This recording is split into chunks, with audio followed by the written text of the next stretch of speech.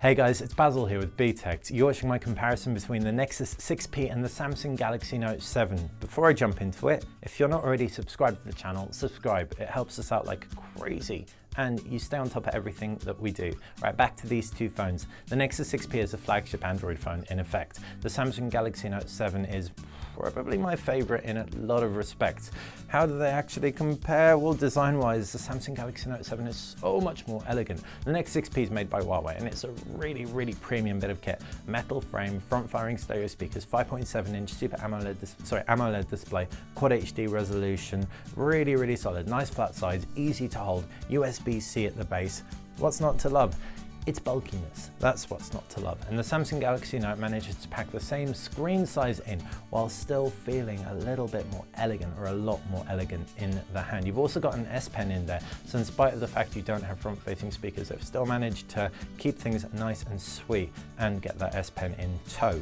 As far as the design goes, like I said, USB Type-C's at the bottom of both. You've got fingerprint scanners on the front of the Note 7. On the back of the Nexus 6P, you've got an iris scanner on the front of the Note 7 too. The screens themselves are AMOLED displays, but the Note 7 is a higher quality one, and that curve gives it a real kind of va-va-voom, if you will.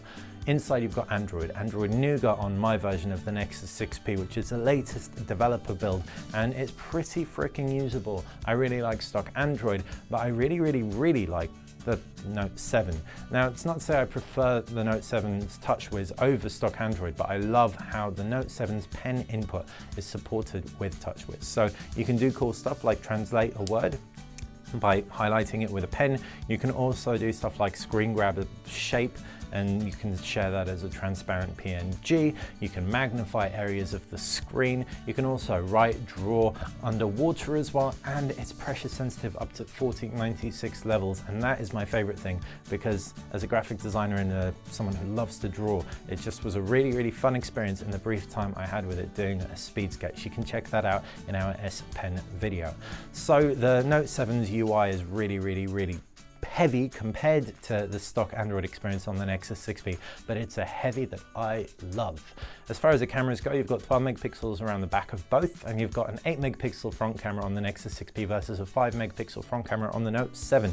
The Nexus 6P won't perform quite as well if the Samsung Galaxy S7 is anything to go by, because it shares a sensor with the Note 7, as well as that optical image stabilization and the f1.7 lens. But the Nexus 6P is still a good performer, both record up to 4K video too.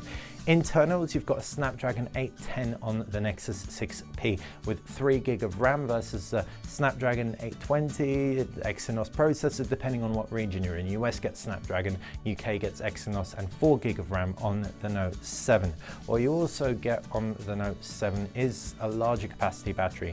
The over 3400 mAh battery on the Nexus 6P is slightly outperformed by the 3500 mAh battery in the Note 7. Other connections and features are going to be very similar. It really will come down to what you want. Do you want that amazing sound experience, front-firing stereo speakers and stock Android, or are you more fussed on the pen, the waterproofing, IP68 water resistance should I say, and the ability to use that pen underwater, and of course the iris scanner. The last one's a bit of a gimmick, but generally speaking, between the design and the pen, I'm sold on the Samsung Galaxy Note 7. What do you think? Let me know in the comment section below. If you like the video, click like the channel, subscribe. It's how you're going to stay on top of everything that we do.